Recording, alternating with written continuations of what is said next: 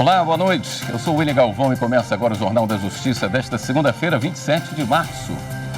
Supremo Tribunal Federal invalida a lei do Rio de Janeiro que obrigava concessionárias a avisar vistoria em medidores. Segundo o plenário, a norma invadiu competência privativa da União para legislar sobre fornecimento de energia elétrica. Esse é um dos destaques de hoje e você acompanha também nesta edição. STF declara a inconstitucionalidade de lei do Distrito Federal que permitiu o parcelamento de multas de trânsito no cartão de crédito. O Supremo decide que policiais rodoviários federais podem receber hora extra. E ainda, Justiça garante que candidato portador de síndrome rara aprovado em concurso público tem direito à vaga destinada à pessoa com deficiência.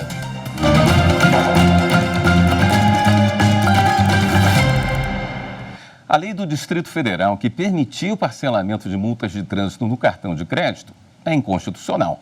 A decisão é do Supremo Tribunal Federal. Mais detalhes com a repórter Marta Ferreira. A lei de 2015 previa a possibilidade de parcelar em até 12 vezes as multas de trânsito. Também permitia que os débitos registrados no Detran DF poderiam ser pagos com cartão de crédito. O Procurador-Geral da República, Augusto Aras, autor da ação, alegava que a norma viola a competência privativa da União para legislar sobre trânsito e transporte. A ação foi levada para análise no plenário virtual. O relator é o ministro Ricardo Lewandowski, que aceitou o pedido do Procurador-Geral da República. No voto, ele reconheceu que a lei teve a boa intenção de facilitar a quitação de débitos aos motoristas penalizados, especialmente os que utilizam os veículos para trabalho, mas afirmou que a norma é inconstitucional por invadir a competência da União para legislar sobre a matéria. Ricardo Lewandowski também lembrou que a jurisprudência do STF é pacífica no sentido de que são inconstitucionais normas estaduais que facultam o pagamento parcelado de multas decorrentes de infrações de trânsito. Ainda registrou que atualmente já tramita na Câmara um projeto de lei para alterar o Código de Trânsito brasileiro e estabelecer o parcelamento de multas de trânsito. O voto do relator foi seguido pelos demais ministros. E o Supremo também validou uma lei do Estado do Rio de Janeiro que obrigava concessionárias a avisar vistoria em medidores de energia elétrica em residências. A reportagem é de Renato Rosa. Pela lei de 2006, as concessionárias de energia elétrica eram obrigadas a emitir notificação com aviso de recebimento pelo dono do imóvel, antes de fazer a vistoria técnica dos medidores residenciais no estado do Rio de Janeiro. A Associação Brasileira de Distribuidores de Energia Elétrica acionou o Supremo contra a exigência, apontando que a norma invadiu competência da União. O relator do caso, o ministro Edson Fachin, votou contra o pedido. Acrescentou que a defesa do consumidor é princípio orientador da ordem econômica. Significa que aquele que anseia explorar atividade econômica e, portanto, figurar como agente econômico no mercado de consumo, deve zelar pela proteção do consumidor, que possui como parcela essencial o direito à informação. O ministro Ricardo Lewandowski seguiu o relator, mas, por maioria, o colegiado acompanhou o voto divergente do ministro Gilmar Mendes.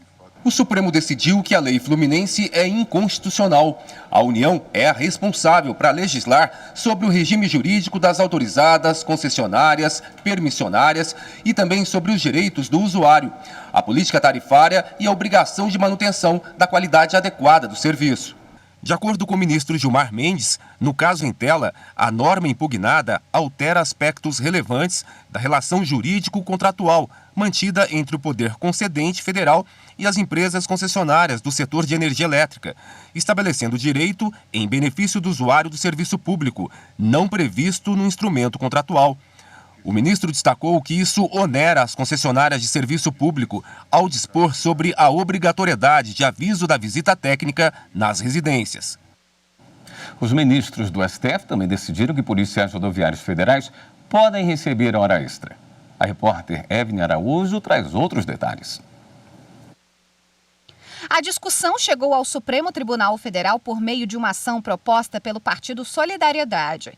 A legenda questiona trechos de uma lei de 2006 que impedem o pagamento de adicional noturno, horas extras e outras gratificações a integrantes da carreira de policial rodoviário federal. O Solidariedade sustentava que a adoção do regime de subsídio aos policiais rodoviários federais determinou o pagamento de parcela única do vencimento básico, gratificação de atividade por operações especiais e de atividade de risco. O partido argumentava ainda que a proibição de adicional noturno e de horas extras desrespeitava os direitos trabalhistas assegurados pela Constituição aos servidores públicos, violando o princípio da isonomia. O relator do processo, o ministro Luiz Roberto Barroso, aceitou em parte o pedido feito na ação. Ele determinou que as horas extras realizadas pelos policiais rodoviários federais sejam pagas mesmo que ultrapassem a quantidade do subsídio recebido. Mas Barroso entendeu que a categoria não pode receber adicional noturno para o exercício de funções inerentes ao cargo. Todos os ministros do STF acompanharam o voto do relator. O Procurador-Geral da República, Augusto Aras, encaminhou ao Supremo Tribunal Federal um parecer sobre a inconstitucionalidade da norma do município de Goiânia que proíbe a realização de cursos de ensino à distância na área de saúde. Madeleine Machado. A manifestação do Procurador-Geral da República foi proposta pela Confederação Nacional dos Estabelecimentos de Ensino contra uma lei da capital goiana. Na avaliação de Augusto Aras, ao proibir a realização de qualquer curso na modalidade de ensino à distância na rede pública e privada de cursos técnicos, de nível superior ou de pós-graduação na área de saúde, o legislador municipal ultrapassou as fronteiras de sua competência, adentrando em campo reservado à União. O Procurador-Geral explica que a Constituição Federal estabelece ser de competência exclusiva da União legislar sobre diretrizes e bases da educação nacional. O Ministério Público Federal denunciou um radialista de Dourados, em Mato Grosso do Sul, pelo crime de discriminação contra religiões de matriz africana. Pedro Canguçu tem as informações. O Ministério Público Federal denunciou o radialista Sidney Lemos pelo crime de discriminação racial contra religiões de matriz africana, em Dourados, no Mato Grosso do Sul. O radialista, conhecido como Bronca, é acusado de fazer postagens preconceituosas em grupo de aplicativo de mensagens, ao dizer que, devoto das crenças afro-brasileiras, buscam força das trevas que destroem a nação. Para o Ministério Público, a postagem não se configura como liberdade de expressão, já que tem elementos que incitam discursos preconceituosos e a intolerância religiosa. O MPF também moveu outra ação contra o radialista, pedindo indenização de R$100 mil a ser revertida a projetos que promovam a tolerância religiosa, sobretudo em relação às crenças de matriz africana. O Tribunal Regional Federal da Primeira Região manteve a condenação do ex-prefeito de Cidelândia, no Maranhão, por desvio de recursos da saúde. Segundo o processo, o ex-gestor gastou mais de R$730 mil do fundo sem comprovação das despesas. No próximo bloco.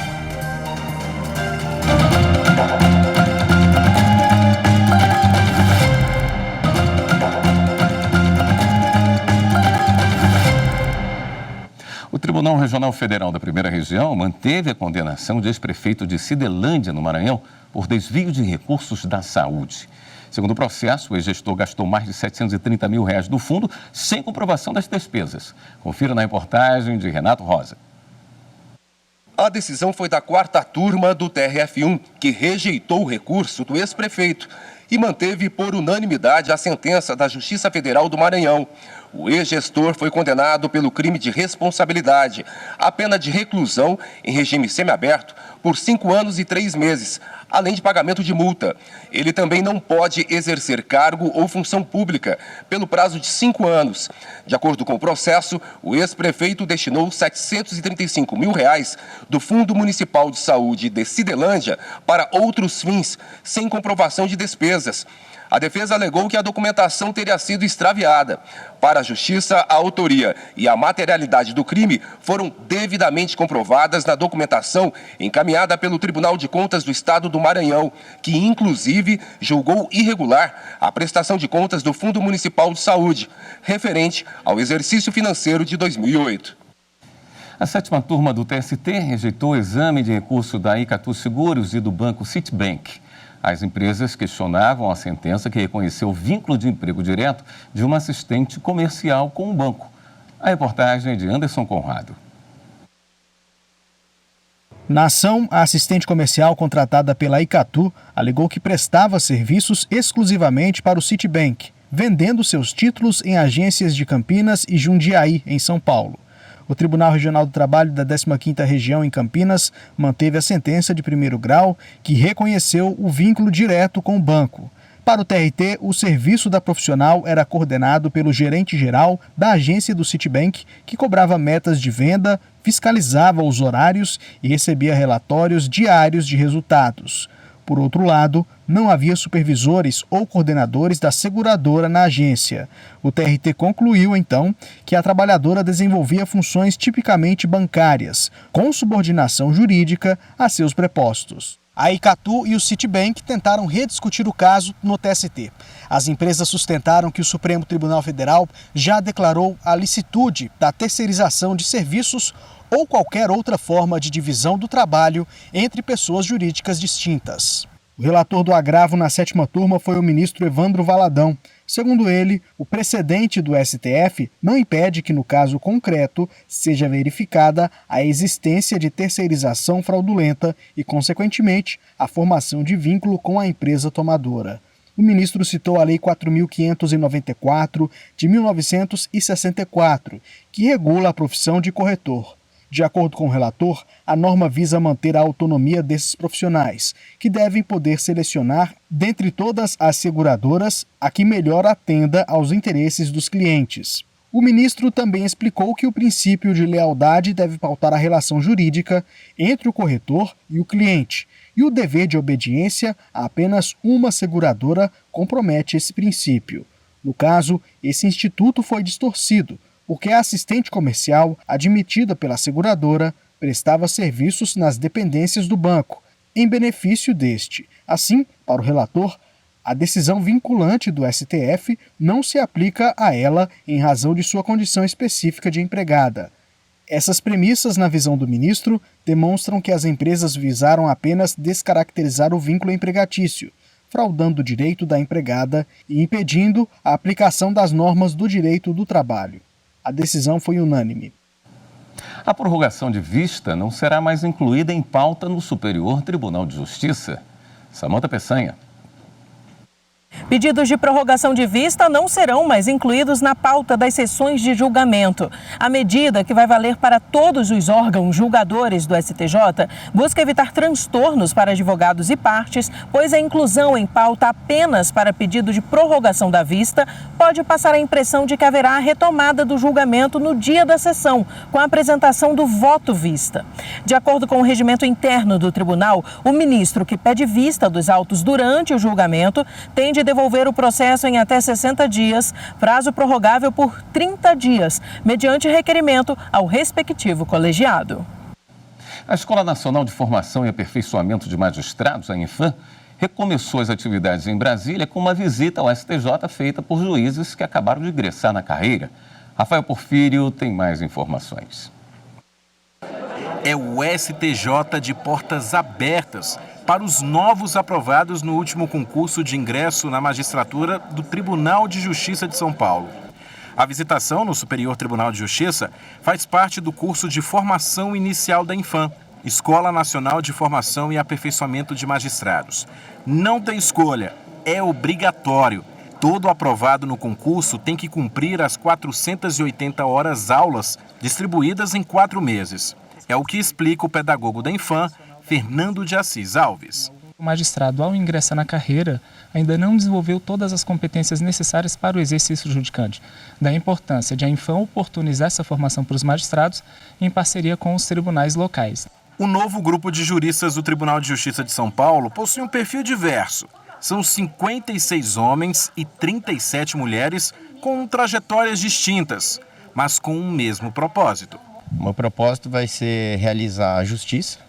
O povo brasileiro merece aplicar o direito da forma correta e esperar ser um agente de transformação social. O Fernando Henrique antes marchava como capitão da Polícia Militar de São Paulo. Agora conhece o Tribunal da Cidadania nos primeiros passos na magistratura brasileira. Foram 8 anos de caminhada até a aprovação como juiz. Fiquei muito feliz de ver a estrutura do tribunal. Não tenho nem palavras. É surreal, é um sonho virando realidade assim na minha frente. Cada canto do STJ, um conhecimento diferente. Seja na corte especial, no museu, no salão de recepções ou no plenário. Para a juíza Camila Fernanda Docin, o registro simbólico do que foi vivido vai ajudar os magistrados a manter a conexão com o momento. Significa muito. Foram muitos anos lendo decisões do STJ todos os dias até conseguir a aprovação. Ver toda a estrutura onde acontece a nossa justiça é muito emocionante. Um convênio entre a Secretaria de Saúde do Rio Grande do Sul, o Tribunal de Justiça do Estado e a Prefeitura de Taquara tem permitido melhorar o atendimento à saúde no município. O Judiciário Gaúcho destina recursos próprios para ajudar os hospitais. Acompanhe os detalhes na reportagem de Paulo Marcon. Suprir as demandas de atendimentos na área de oncologia, como cirurgias, exames e procedimentos que deixaram de acontecer durante a pandemia de coronavírus. Este é o objetivo do convênio assinado no dia 8 de março no gabinete da presidência do TJRS. O termo aditivo prevê a destinação de aproximadamente 3,8 milhões de reais para o Hospital Bom Jesus, vinculado à Associação Hospitalar Vila Nova, no município de Taquara. Essa foi a primeira ação do repasse de 94 milhões de reais, feito pela administração do Judiciário Gaúcho no final do ano passado para a área da saúde. O acordo foi oficializado entre a secretária estadual da Saúde, Arita Bergman, o presidente da Associação Hospitalar Vila Nova, Dirceu Dalmolin, e a prefeita municipal de Taquara, Cirlei Terezinha Bernardes da Silveira. A presidente do TJRS também assinou o documento como testemunha. Atuando de forma harmônica com os demais poderes, a administração do TJRS, desde 2020, destinou mais de 300 milhões de reais para o enfrentamento da Covid-19 aos hospitais filantrópicos e sistema de saúde, através do projeto Judiciário Solidário. E nós cuidamos do nosso orçamento. E quando nós temos, digamos, uma sobra, ele reverte para a população. Aqui nós não temos luxos, não temos exageros. Dá para ver que todos nós estamos muito bem, obrigado, felizes, dando o nosso melhor ao nosso próximo que tanto necessita de nós. E no próximo bloco a gente fala sobre a decisão da Justiça que garantiu vaga em concurso público a uma pessoa com síndrome rara. Até já.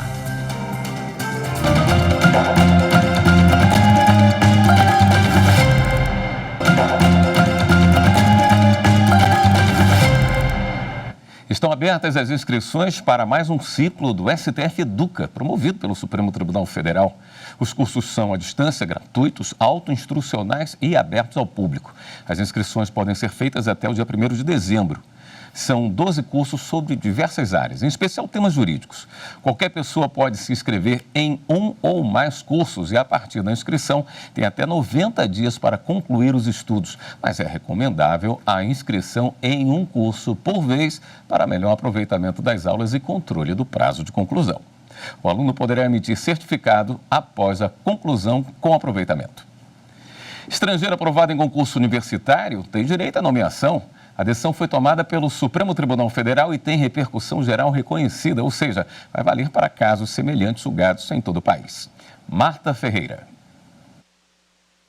A discussão chegou ao Supremo por meio de um recurso proposto por um iraniano aprovado em concurso público no cargo de professor de informática do Instituto Federal de Educação, Ciência e Tecnologia Catarinense. De acordo com o processo, o iraniano foi impedido de tomar posse por ser estrangeiro, mesmo depois da nomeação.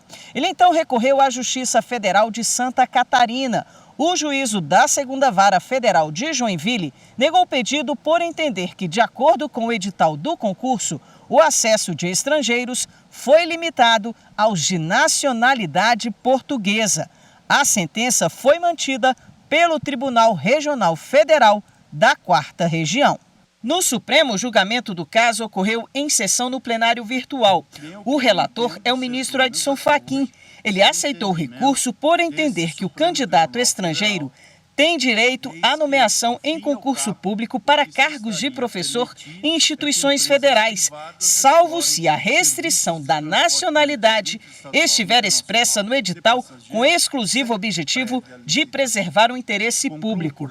Como não foi o caso, Fachin determinou a posse do candidato para o cargo de professor. Além disso, o relator reconheceu o direito de o autor receber indenização referente ao período em que deveria ter sido empossado. O voto de Fachin foi seguido pelos ministros Luiz Roberto Barroso, Dias Toffoli, Luiz Fux, Ricardo Lewandowski e Rosa Weber. A matéria tem repercussão geral reconhecida, ou seja, a decisão tomada pelo STF vai valer para casos semelhantes julgados em todo o país. A Justiça do Distrito Federal garantiu a um candidato portador de síndrome rara aprovado em concurso público o direito à vaga destinada à pessoa com deficiência. Quem explica este caso é a repórter Viviane Novaes.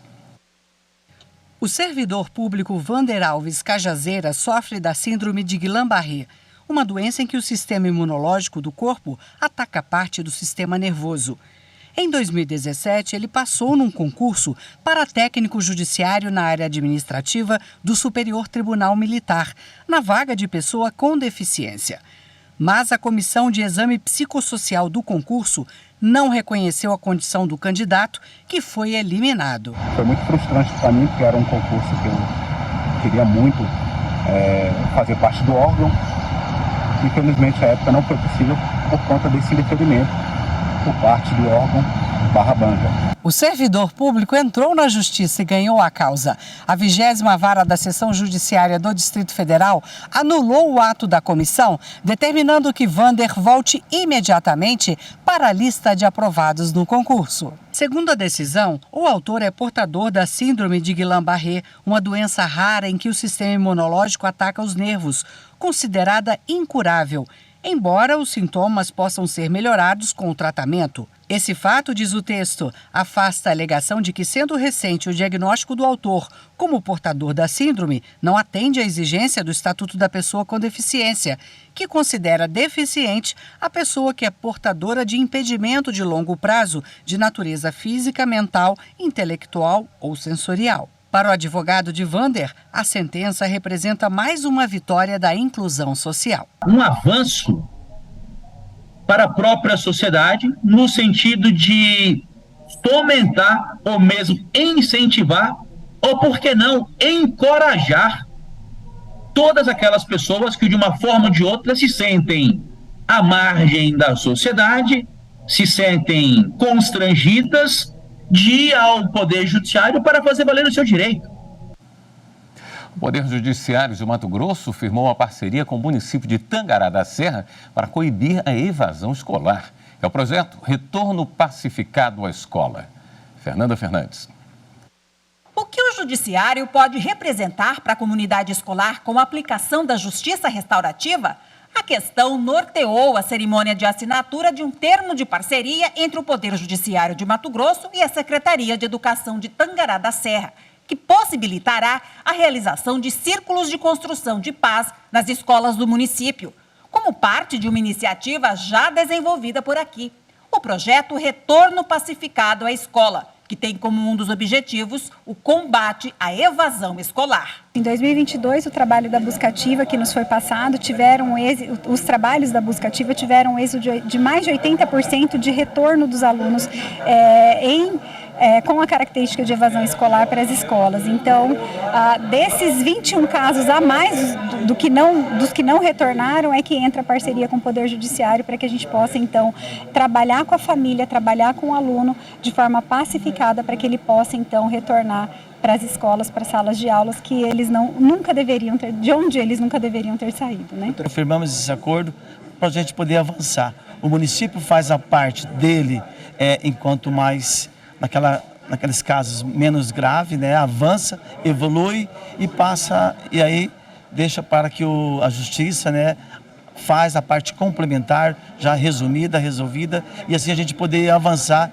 e, acima de tudo, resgatar esses crianças e adolescentes que estão na evasão escolar. As nossas comarcas pilotos, como é o caso dessa aqui, nos mostra que estamos no caminho certo, que a somatória de esforços é o mais interessante e que nisso tudo, nessa movimentação, todos nós ganhamos. Ganhamos em motivação, ganhamos em fortalecimento de vínculos também entre nós e é assim que a vida segue de forma bastante positiva, alvissareira, construindo caminhos para a paz. Esta edição do Jornal da Justiça fica por aqui. Um bom início de semana para você. Até amanhã.